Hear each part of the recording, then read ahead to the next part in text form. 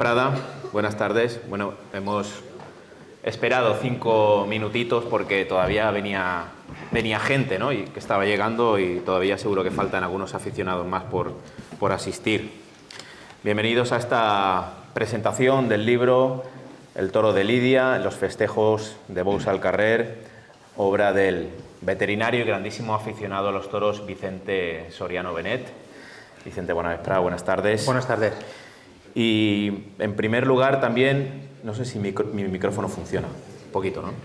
En primer lugar también agradecer a todos ustedes la asistencia. Ya sabemos que desgraciadamente estos actos culturales no congregan a tanta gente como si hubiéramos soltado un toro de cajón esta tarde, pero aún así, como decimos los periodistas, hay muy buena entrada.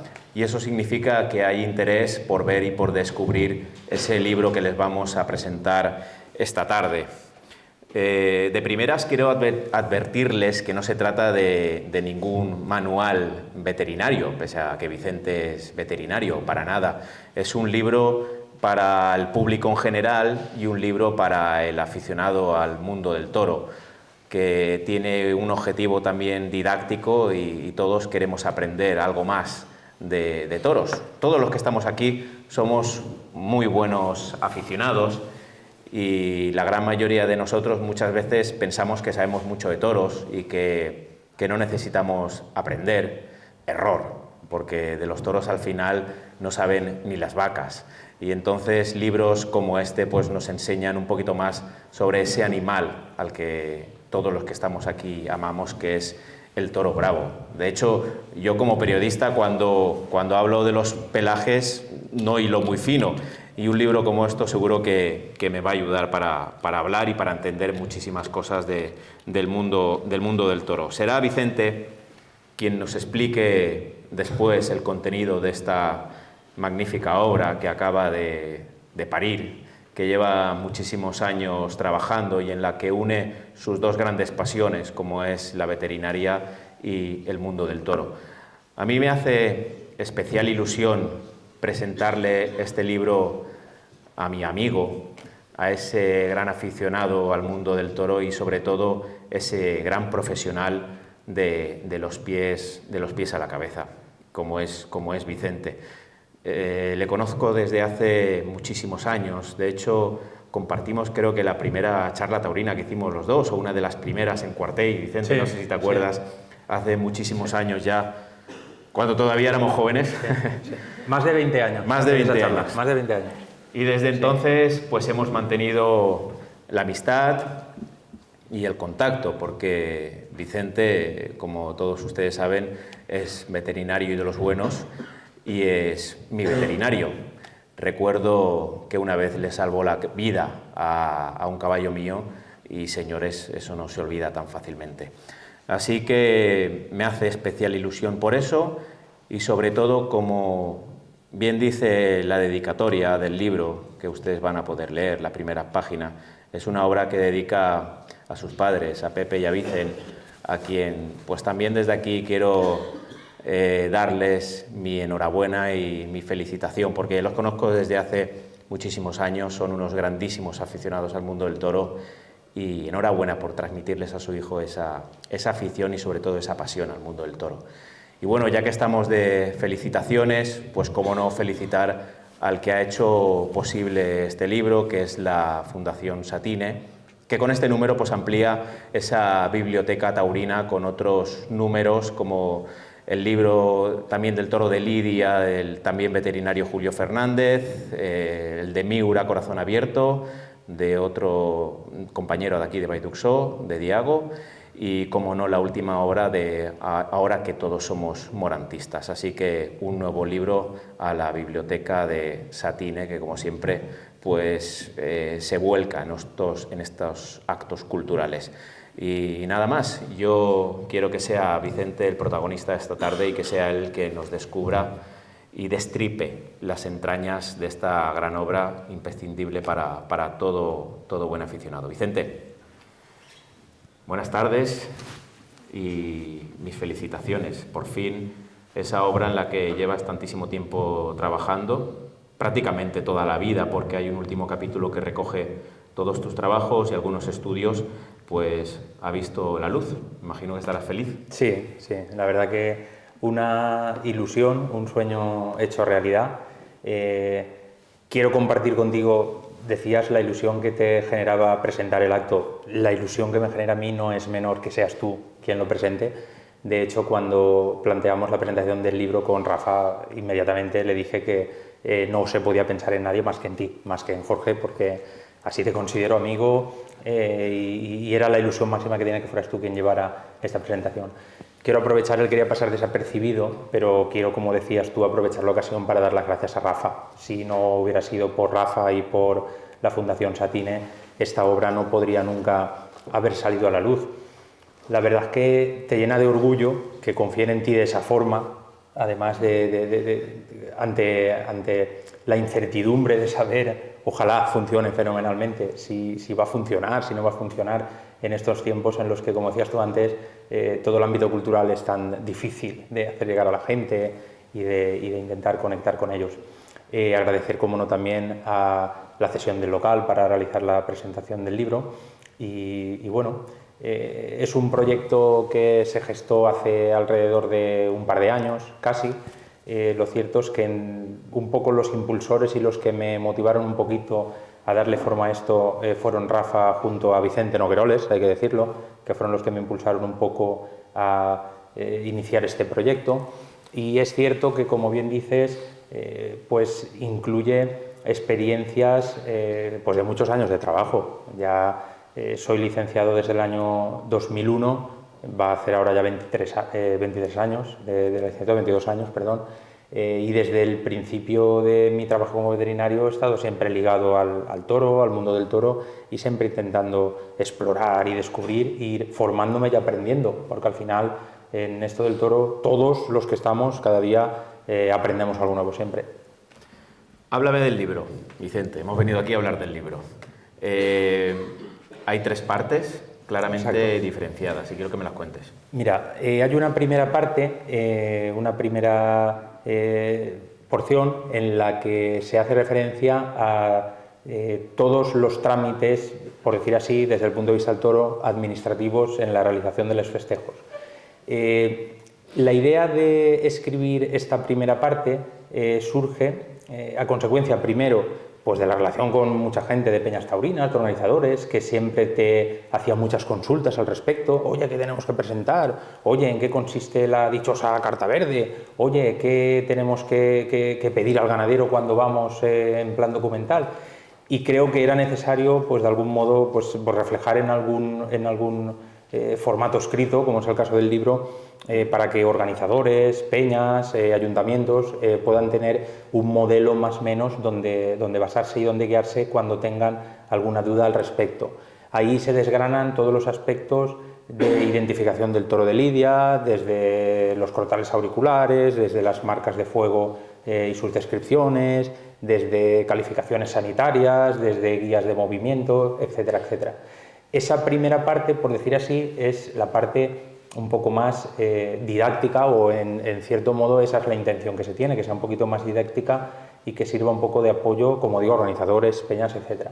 Y las siguientes partes del libro ya son un poco más, digamos, para causar un poquito más de entretenimiento, para descubrir facetas que a veces el aficionado pues no conoce del toro de lidia, etc. Hay una segunda parte que es de pelajes y encornaduras, ¿no? Exacto. Me apetecía muchísimo hacer una parte sobre pelajes y encornaduras, porque habiendo libros extraordinarios, porque hay libros extraordinarios sobre pelajes y encornaduras, incluso de compañeros veterinarios, siempre tenía un poco la sensación de que quizás al poco docto en la materia, al poco experimentado en la materia, podían confundir un poco. He intentado, sobre todo, que sea de un modo muy gráfico, intentar describir todos los diferentes tipos de capas con una nomenclatura y de un modo lo más sencillo posible para el que esté poco experimentado pueda iniciarse al respecto y pueda, pues de algún modo, tener una referencia para estos temas, tanto en el caso de los pelajes como en el caso de encornaduras. Hay una sección sobre pelajes, ya digo, descriptiva de forma muy gráfica, y una parte también sobre encornaduras, en la que también se abogan temas como el enfundado, el afeitado de pitones, etc. Cuando dices de forma muy gráfica es que hay muchas fotos. Muchísima fotografía. La mayoría de las páginas del libro son de fotografías, de forma que está descrito de forma gráfica todas y cada una de las explicaciones que intentamos dar. Has hablado del enfundado. Al final se le ha dado la razón al quien ideó el de las fundas y ha sido uno de los grandes descubrimientos de este siglo, ¿no? Pese a que los fotógrafos cuando van a una ganadería se vuelven locos y no quieren ver ninguna funda. Absolutamente. Yo que ya son unos cuantos años en torno al toro, es curioso que, sobre todo en las fincas que por ejemplo tratamos nosotros aquí, en los centros de concentración donde se venden toros después para las calles, llegaban incluso algunos aficionados las primeras veces que acudían y veían toros enfundados a preguntar por el toro mogón. Oye, ¿y el mogón? Oye, no es mogón, es que lleva fundas. Es decir, no se había normalizado su uso, ni había normalizado el ojo del espectador, del aficionado, a ver el toro con fundas. Hoy es algo que se ha normalizado absolutamente. Hoy echamos la vista atrás, tanto en las calles como en las plazas de toros, y se está lidiando el toro más íntegro que se ha lidiado en la historia del toreo. Precisamente porque el resultado en ese sentido, en cuanto a la protección y a la integridad del pitón, ha sido excelente. Hay que dar absolutamente la razón a ese loco Ricardo Gallardo que en su día dijo voy a enfundar los toros y pensábamos que era una locura esto. Hay que dar absolutamente la razón. Y enfunda prácticamente todos los ganaderos, hasta Miura y Victorino. Prácticamente todos. Y el que no enfundaba, finalmente le han obligado a enfundar. Yo, aprovechando la ocasión, al hilo del tema del enfundado que me comentas, aquí tengo compañeros veterinarios excelentes y hemos discutido alguna vez el asunto, sí es cierto que el toro se lidia más íntegro que nunca, pero sí que es cierto que en cuanto a los análisis que se hacen posteriores cuando un toro se afeita, cuando un toro se retoca de pitones en el laboratorio, precisamente creo yo que por culpa de las fundas han quedado las pruebas un poco obsoletas. Hay una primera prueba que se hace para determinar el afeitado de los toros, que es la biometría del asta. Consiste en medir la métrica, digamos, completa del asta del toro y ver qué proporción de macizo, de pitón macizo hay en toda esa encornadura. Clásicamente se tomaba un séptimo como la referencia. Cuando no se utilizaban fundas, cuando se desarrolló esa orden, cuando se desarrolló ese tipo de mediciones y no se utilizaban fundas, pero es una medida que hoy ha quedado absolutamente obsoleta porque cuando antes un toro con el desgaste natural en las fincas de rascar en los pitones podía tener un séptimo de macizo del pitón, hoy gracias a las fundas tiene un cuarto, tiene un quinto. La verdad que hay una proporción grandísima del cuerno que es pitón, que es macizo.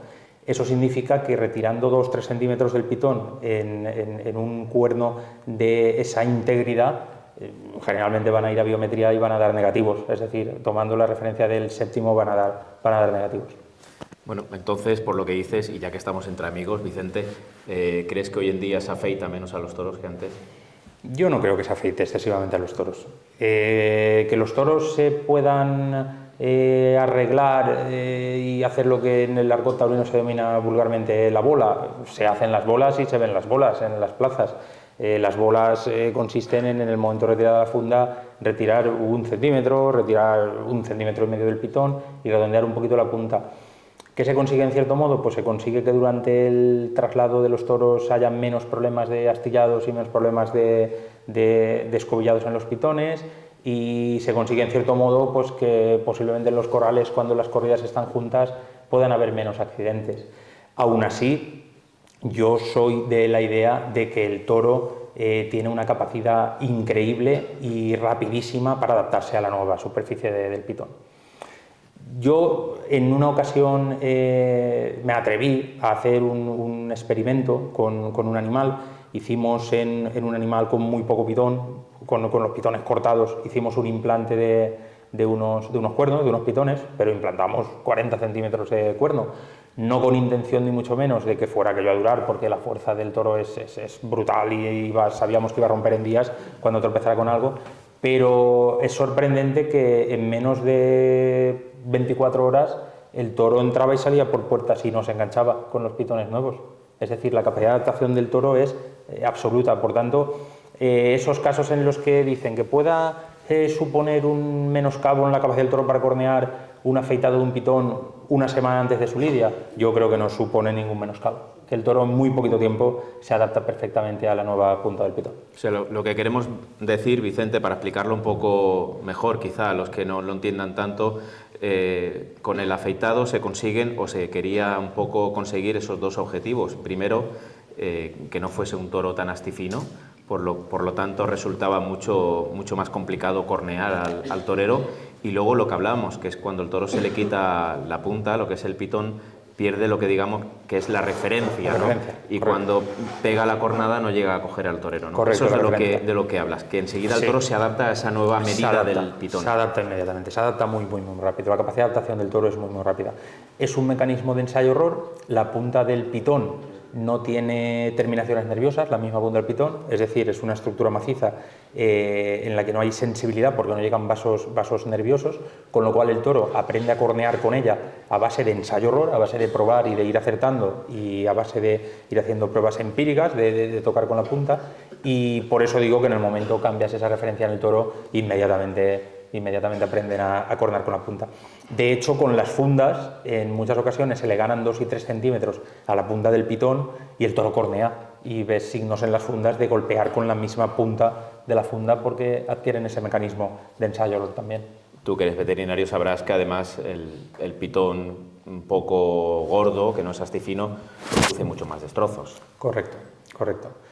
Yo no creo que haya un menoscabo importante en la capacidad de hacer daño de un toro al cornear cuando esté afeitado. Quizás en su momento, cuando se han afeitado los toros, se ha buscado posiblemente la comodidad de que el toro no enganche los chismes, que no enganche los trastos de torear, pero los toros afeitados pegan cornadas exactamente igual de serias o más incluso que los toros sin afeitar.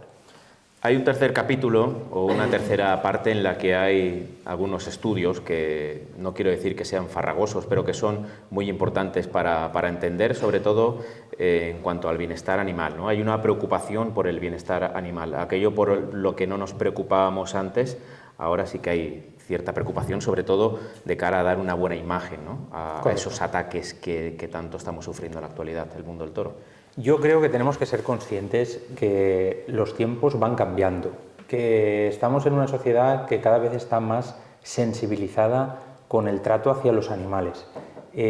Nosotros como aficionados tenemos la obligación, claro está, de cuidar al toro y de cuidar al protagonista de nuestra fiesta.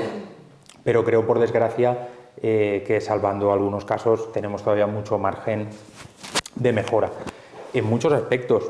En aspectos de cuidado del animal cuando llega a la localidad antes de lidiarse, en aspectos relacionados con el transporte del animal, en aspectos relacionados con las emboladas. Por suerte, las emboladas, es cierto, ahí se describe en un capítulo y hay un estudio al respecto de la transferencia de calor de las bolas al toro, que demuestra evidentemente que no hay transferencia ninguna y que por tanto esas pantomimas que siempre nos han querido contar de que el toro se quema con las emboladas es absolutamente falsa. Las emboladas han evolucionado muchísimo en los últimos años. El grado de especialización de una gran mayoría de cuadrillas, hoy en día también gracias a la labor de la Unión de Emboladores, ha hecho que se minimice enormemente el daño que se le puede generar al toro durante el proceso de embolada, y creo que como aficionados tenemos que ir siempre en ese camino, Pero eso había que explicarlo, y en este caso de ahí la importancia de los estudios veterinarios de alguien profesional. Sabemos los medios de comunicación, el amarillismo, lo que buscan, ¿no? Se quema el toro, le ponen fuego en los cuernos, en los pitones. Es totalmente falso. Mira, se ha dicho tradicionalmente que el toro se quema y es absolutamente falso. Hay estudios como este que recoge el libro que lo desmienten.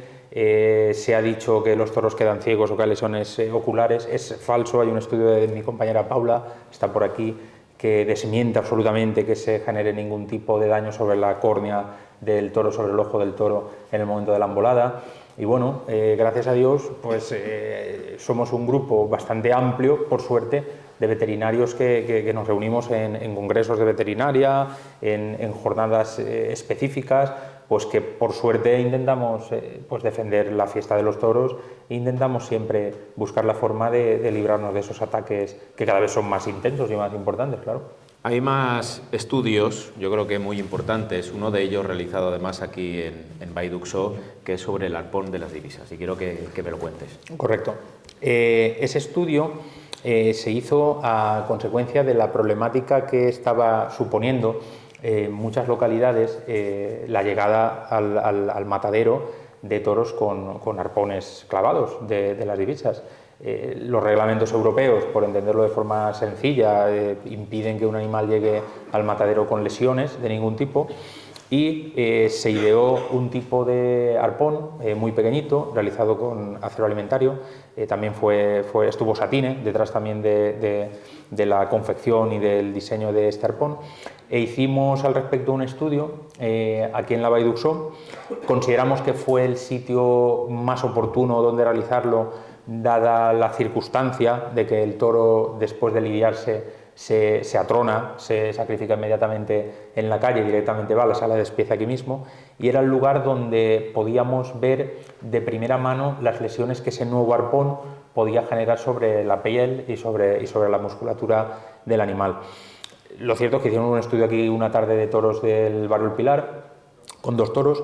Hay que decir que la gente se portó extraordinariamente. Tengo que agradecer a la afición de la Vall-d'Uxó la colaboración que mostró en todo momento para intentar salvaguardar las divisas, para que nadie tocara las divisas hasta que el toro llegara dentro del cajón, y pudimos demostrar con este estudio, de forma muy gráfica, en el libro también se recoge, en la sala de despiece de aquí de la Vall-d'Uxó, que ese arpón, la lesión que generaba era absolutamente minúscula, muy pequeñita, simplemente traspasa la piel, no llega al tejido inferior de la piel, y por tanto, pues lo que pretendíamos al respecto es, si en un momento dado, ante una revisión reglamentaria, ante una revisión y un cambio en el decreto que reglamenta el Bou al Carrer, hubiera opción en algún momento de la utilización del arpón en las divisas, que tanta predicación tiene y que tanto gusta en muchas localidades, pues por lo menos que hubiera una regulación al respecto y que fuera por lo menos el uso del arpón apropiado, con las medidas apropiadas, que no genera daño sobre el toro, etcétera. El veterinario, en los últimos años, Vicente, en el Bou al Carrer no ha tenido buena prensa, ¿no? No sé si esas asperezas ya se han limado, pero muchas veces se veía al veterinario como un enemigo. No sé si por falta de desinformación del aficionado o no. Por suerte se van limando, Yo siempre hago una reflexión al respecto. Hace 20 y tantos años impusieron el arquitecto para que certificara las instalaciones en los festejos, y yo recuerdo en aquel momento nos parecía una locura, todos pensábamos que iba a ser el final de los festejos, que era un gasto inasumible, que era algo imposible de llevar a cabo, y sin embargo hoy ningún aficionado concibe un festejo sin la presencia y de la actuación de un arquitecto, de un aparejador, de un técnico que certifique que las instalaciones son las apropiadas para salvaguardar la seguridad de espectadores, de los animales, etc. Creo que con el tiempo, con la figura del veterinario, debe pasar exactamente lo mismo. De hecho, muchísimas poblaciones van entendiendo la importancia que tiene su presencia, la necesidad, sobre todo en aquellos casos de la lidia de toros cerriles, de un apoyo y de una ayuda en cuestiones administrativas, en cuestiones burocráticas donde muchas veces el aficionado se pierde absolutamente. Nosotros quisiéramos que no se nos viera nunca, y así lo entendemos, como un enemigo, al contrario, o al menos los veterinarios que nos dedicamos a esto, que estamos especializados y estamos todo el día en contacto con el toro de lidia, estamos aquí, al contrario, estamos aquí para ayudar a las peñas, para ayudar al organizador y para ayudar a las comisiones. Intentamos siempre ponernos a su disposición, porque, como digo yo, siempre hay mucho margen de mejora y ahí podemos dar una mano importante. ¿Qué le dirías a un presidente de una peña que por ejemplo, te puede decir, pero què fa un veterinari así? Es que això es car. Pues mira, te explico. No tiene ningún sentido, absolutamente ningún sentido, y hablo como aficionado, gastarse en un toro 12, 15, 14 mil euros, y pequeños detalles y pequeñas minucias que ayudarían realmente a que el desarrollo del festejo fuera el adecuado, a que se salvaguardara de verdad la integridad del toro y el toro se lidiara en las mejores condiciones posibles durante el desarrollo del festejo.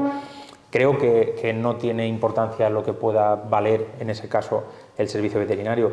De hecho, como digo, hay muchas localidades que desde hace muchos años ya ven absolutamente necesaria la figura del veterinario en los festejos, muchas aquí en Castellón, Almazora, etcétera, muchísimas poblaciones que ven necesaria la figura del veterinario. No es obligado. No es obligado, no es obligado, es algo absolutamente voluntario. El hecho de que muchas localidades y muchos organizadores ya de forma voluntaria tengan la figura del veterinario y sigan repitiendo temporada tras temporada la figura del veterinario presente en sus festejos, demuestra que hace más bien que mal, por supuestísimo, por supuestísimo. Luego siempre tienes el argumento de quien te dice, es que da miedo que pueda entrar aquí algún antitaurino, que pueda entrar algún veterinario si se impusieran los festejos que pudiera complicarnos un poco la situación, complicarnos el festejo. Yo no lo creo, yo no lo creo. Yo creo que el trabajo alrededor del toro, al igual que ocurre en las plazas de toros y en los festejos de la ordinaria, es tan sacrificado y es tan intenso que creo que el que no es aficionado y el que no siente esto de verdad no va a participar de esos festejos, seguro que no. Vicente, ¿cómo es ser veterinario en la comunidad valenciana, ¿no? Aquí tenemos unas ganaderías que con otras instalaciones distintas a lo que puedan tener, el Campo Charro, Andalucía, Madrid. ¿Cómo es el ser veterinario, ese contacto con las ganaderías autóctonas de nuestra tierra? Pues mira, la principal diferencia radica en la infraestructura de las instalaciones y de las ganaderías. Nosotros todo lo que encontramos aquí son instalaciones lo que se llaman de tipo intensivo, es decir, no son grandes instalaciones con grandes extensiones de tierra en la que los animales se encuentren en el pasto y por tanto tenemos que adaptar nuestro trabajo a esas circunstancias. En mi caso, yo trato tanto ganaderías de tipo autóctono, de ganaderías de corro, como centros de concentración, donde hay toros cerriles que van a lidiarse a los festejos después de su venta. El trabajo, lo cierto es que es bastante distinto de un lugar al otro. Es bastante distinto porque en la ganadería autóctona hay un trabajo relacionado, por ejemplo, con la reproducción, por ejemplo, con las vacas de vientre que deben quedarse cubiertas y parir un becerro que va a ser el que servirá para reponer en la ganadería. Ese aspecto, esa faceta no existe, por supuesto, en los centros de concentración, donde entran lotes de toros y en la gran mayoría de casos, en pocos meses, se lidian y se preparan para salir a lidiarse a la calle. Sí que es cierto que en estas últimas, pues un poco el trabajo a veces es un poco a contrarreloj.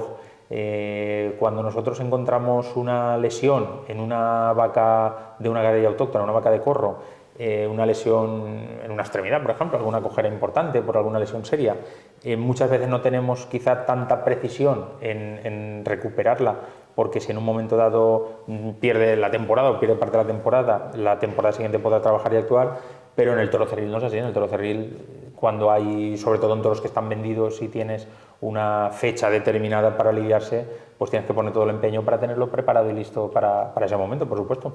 También hay muchos sustos como veterinario, ¿no? Siempre sustos, siempre sustos. Aquí todo el que se arrima al toro siempre tiene alguna cosita. Todos, al final, todos los que estamos en contacto con el toro hemos tenido cosas.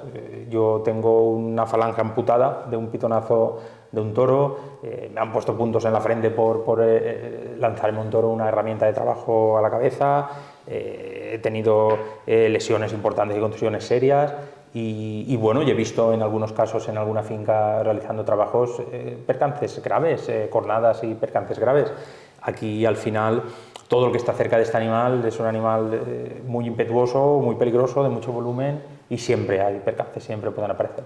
No puedes dedicarte a ello si no eres aficionado. No, absolutamente no, absolutamente no. Absolutamente no, porque hay momentos muy gratificantes y momentos muy especiales, pero también hay momentos duros en los que necesariamente uno tiene que tirar de ese fondo de afición y de pasión, porque si no, no estaríamos en esto. Seguro que no estaríamos. Por eso digo yo que no creo que en caso de imponerse en un momento dado a nivel reglamentario la figura del veterinario en los festejos, yo no creo que entrara aquí gente que no sintiera esta pasión y sintiera esta afición por el toro, porque necesariamente tienes que sentirla para estar al tanto de todo esto. No será la misma emoción cuando vas a atender a una cura, a una ganadería, a un toro bravo, que cuando viene alguien con su gatito, su perrito a tu clínica, ¿no? Por supuesto, no quiero decirlo muy alto, con todo pero el respeto. Por supuesto con todo el respeto que no es exactamente, no es igual, no es igual. La satisfacción que que te crea el trabajo con el toro de lidia es extraordinaria. Yo tengo muchas anécdotas al respecto, tanto en animales de ganaderías de tipo autóctono como en animales de tipo cerril. Becerras que han tenido una lesión importantísima, muy grave, que creíamos que no íbamos a poder recuperarla, y recuperarla así con el transcurso de los años se convierta en una de las mejores vacas del panorama actual de las ganaderías autóctonas. Eso te crea una satisfacción enorme. Cuando con el ganadero comentas, oye, ¿te acuerdas cuando de becerra tuvo aquello que se abrió toda la ingle y pensábamos que no la recuperaríamos, y mira dónde está hoy y mira en qué vaca se ha convertido? Eso te llena de un orgullo que el gatito, por desgracia, no te lo llena. Hemos pasado en el toro por muchas enfermedades. Ahora por ahí hay un mosquito que está dando bastante por saco a los ganaderos. ¿Tenemos que preocuparnos? Hombre, hay que preocuparse siempre de cualquier epidemia. Esto al final ha sido una epidemia. Por suerte, en nuestra comunidad, al menos en el ganado bravo, no ha habido una incidencia lo elevada que ha sido en otras zonas, Salamanca, zonas de Andalucía, zonas de Extremadura, pero tenemos que preocuparnos necesariamente. Por suerte es cierto que aquí no hemos tenido una incidencia elevada y por tanto no ha habido hasta el momento demasiado problema al respecto, pero no debemos nunca bajar la guardia. Es como cuando vino en su momento la lengua azul, que tuvimos unos años ahí que nos llevó un poquito de cabeza, sobre todo con cuestiones burocráticas, administrativas. Confiemos en que esto, con las medidas que hasta el momento se han implantado, que son de control y de desinsectación, sean suficientes para frenar un poquito el avance aquí en nuestra comunidad. Vicente, la selección, la alimentación y el manejo han sido fundamentales para encontrarnos con el toro que tenemos hoy en día en la actualidad, ¿no? La alimentación, sobre todo aquí en la Comunidad Valenciana, dista mucho a lo que puede ser la alimentación en Salamanca o en Andalucía, ¿no? Totalmente, absolutamente. Y sobre todo con las ganaderías de carácter autóctono, en la que se utiliza mucho subproducto de origen agrario, de origen agrícola. Aquí es habitual en todas las fincas encontrar naranja, encontrar cacao, encontrar arroz. Es normal. En cada zona, más o menos, el subproducto del mercado alimentario para humanos, digamos, es el que se utiliza para la alimentación de las reses. El encarecimiento de las materias ha sido abismal en el último espacio del último año y medio, ha sido auténticamente abismal. Hoy cuesta preparar un animal lo que no se puede creer, es impensable. Trasladándolo, por ejemplo, a los centros de concentración, cuando en un centro de concentración un toro, hablando con los ganaderos y en contacto con ellos, hace 3-4 años atrás podía estar en el entorno de los 100 euros mensuales aproximadamente. Hoy un toro, para mantenerlo en condiciones óptimas, vale más de 200 euros mensuales en un centro de concentración. Eso significa que el toro que se pasa en un centro de concentración aquí en la comunidad 8 o 9 meses, cuesta solo alimentarlo cerca de los 2.000 euros. Es decir, los márgenes, en este caso, trasladándolos al precio de venta, hacen necesariamente, por lo que estábamos comentando hace un rato con algunos aficionados, que el encarecimiento de todos esos precios de producción del toro, junto con la escasez que hay ahora mismo de toros, haga que este año se encarezcan enormemente, necesariamente, el precio de los toros. Eso tiene que influir al final. Si tú vas a prepararte para una carrera y llevas comiendo solo naranjas y lechugas, pues al final tu fondo y tu fortaleza física no es la misma que si comes proteínas y comes lo que tienes que comer. Correcto. Al final el toro hoy tiene un tratamiento de atleta, se le exige la actividad casi de un atleta, y tanto en la lidia en la plaza como en la lidia en la calle, hoy el toro tiene que estar muy, muy, muy preparado. ¿De qué te sientes más orgulloso de este libro, Vicente, para ir terminando ya? Hombre, me siento orgulloso de todo. Al final es el compendio de muchos años de trabajo que he intentado plasmar ahí. Y, hombre, lo que me gustaría ante todo es que el lector, cuando llegue a sus manos, lo primero, pues por supuesto, le agrade, se entretenga, disfrute con él como he disfrutado yo escribiéndolo, y si en cierto modo puede tener un cierto carácter didáctico y ayudar, oye, mejor que mejor, encantadísimo. Te he dicho que es un libro antes para todos los públicos. Para todos los públicos, al menos con esa intención se ha escrito, se ha intentado llevarlo a cabo con un lenguaje lo más entendible posible, lo más fácil y más sencillo posible para que cualquier aficionado pueda entender todo lo que en él se expresa. ¿Hay una puerta abierta a un segundo libro, Vicente? No lo sé. La verdad es que como esto es algo tan novedoso, no lo sé, pero bueno, nunca puedes decir de esta agua no beberé, no lo sé. ¿Qué es más difícil para ti, escribir un libro o pincharle a un toro? Escribir un libro sin ninguna duda, sin ninguna duda. Porque toros pincho muchos libros es el primero. Y siempre tienes la incertidumbre de si va a gustar, si no va a gustar, pero vamos, sin ninguna duda. Bueno, la pandemia también te ha dado un descanso y un alivio para poder escribirlo, sí, ¿no? De hecho, mucha parte de lo que en él se refleja se escribió y se recogieron datos durante el tiempo de la pandemia, ¿sí? Aunque nosotros no cesamos nuestra actividad durante la pandemia, porque en las fincas seguíamos siendo servicios esenciales y seguíamos atendiendo las necesidades que hubieran. Se redujo muchísimo el trabajo, claro está, porque las vacas que no corren en las calles, por supuesto, no se lesionan, no cojean, no tienen problemas y por tanto no se tratan en ese sentido, pero seguimos atendiendo en el día a día a las ganaderías del mismo modo. Qué mal lo pasaron los ganaderos. Fatal. Es algo que el que no ha estado cerca de ellos y lo ha conocido de primera mano, creo que no puede hacerse una idea. Bueno, pues Vicente, yo ya para ir acabando tampoco queremos extendernos mucho. El libro es de recomendada lectura. Yo creo que todos los que están aquí arropando este acto, que hay muchísimos aficionados desde muchas partes, ¿no? De muchos ámbitos de lo que es el mundo del toro, tanto de la plaza como de la calle. No hay que olvidarse que es un libro para cualquier aficionado, sea de plaza, sea de calle. Al final lo que nos une es el toro, ¿no? El toro, exacto, el toro. Hay mucha gente arropando, Vicente. Hombre, yo quiero dar las gracias a todos. Lo cierto es que en un día como hoy, cuando te crea esta incertidumbre, antes lo comentaba con alguien, por circunstancias, pues en muchas ocasiones has realizado charlas taurinas, has realizado conferencias, pero bueno, es una cosa totalmente distinta, es algo totalmente diferente, porque sabes un poco, en cierto modo, un poco cuál es la respuesta del que acude, del que no acude, etcétera. Pero claro, la incertidumbre que te crea un proyecto de este tipo, al que no estás habituado, verte arropado por toda esta gente, oye, yo no tengo más que palabras de agradecimiento hacia todos, porque desde luego la verdad es que emociona y encanta poder teneros a todos aquí. La verdad es que uno demuestra cuando viene a estos actos cuando de verdad tiene un aprecio importante hacia una persona y de verdad tiene ese cariño. Gracias de verdad, de corazón, a todos. No hay que olvidarse de...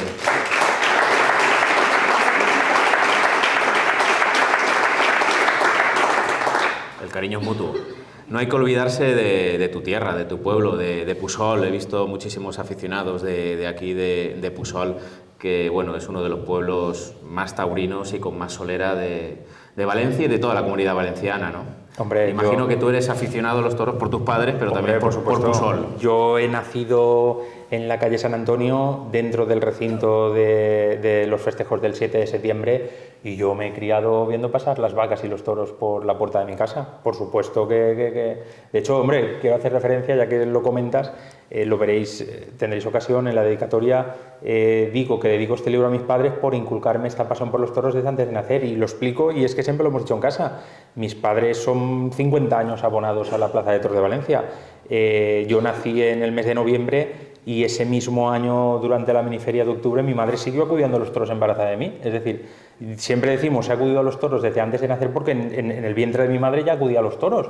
Y ininterrumpidamente he estado 45 años asistiendo a los festejos en la Plaza de Toros de Valencia.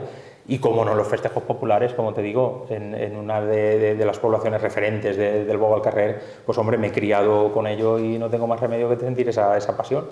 Bueno, hay que hacer publicidad del libro.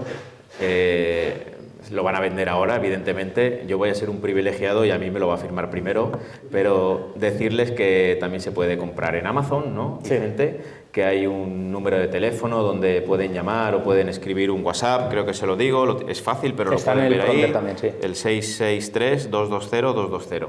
Y bueno, nada más. La verdad es que es una delicia, creo que son 20 euros. 20 euros, sí. Y cualquier aficionado que, como decía al principio, que de los que pensamos que somos muy buenos aficionados, yo creo que lo debería de tener en su biblioteca. Y nada más, Vicente, muy agradecido, y ahora pues compartir un poquito de tertulia también aquí en Petit Comité nosotros y aprovechar a que nos lo dediques, claro. Muchísimas gracias. Pues gracias a todos ustedes y buenas tardes.